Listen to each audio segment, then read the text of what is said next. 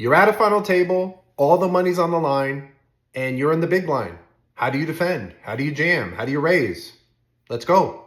How we defend the big blind at final tables off 20 bigs versus an open. And first, to kind of get an idea of that, we need to look at something, not Chippy V, but we're going to look at 25% ICM and the same scenario. So it's going to be a hijack open with a 2x starting stack. So it's going to be 40 bigs, and we have 20 in the big blind. So here's our strategy, GTO, and as we can see, we're folding 40% of the time, and we kind of retain all the offsuit eights and full frequency of the offsuit nines.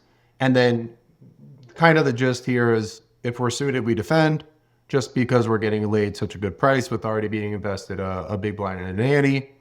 And then if we look at like how we 3-bet, it's going to be this polar strategy, which is going to be like really good hands when we 3-bet, and then kind of hands with an ace in it, the offsuit version, and king X, right?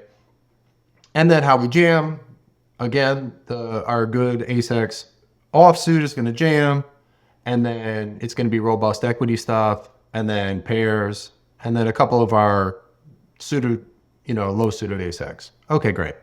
Now, when we look at final tables, ICM is incredibly high. And here is that sim with the same scenario. Hijack 2x covering, open, and we're in the big blind with 20. And how is the range changing? Well, the first thing we're going to look at is we're folding 20% more of the time.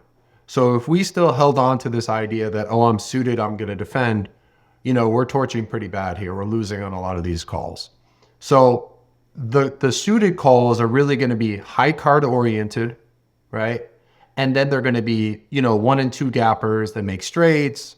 And, we're kind of more comfortable to be down here because we're going to interact less with their opening range than when we're in the middle of the range where they have more jack X and 10X and stuff, and we get dominated on top pair. So, and again, we're still not losing, we lose the offsuit 8X, but we still retain some of the 9s, but then our offsuit 10X are just going to always be in there. And the jams, which is good news for us, is that they kind of remain the same. It's going to be the robust equity stuff and the pairs, and then down here, and also the offsuit versions of our best ace X, right? And then the way we 3-bet is still this polar strategy, which is really good hands and blocker quality offsuit version.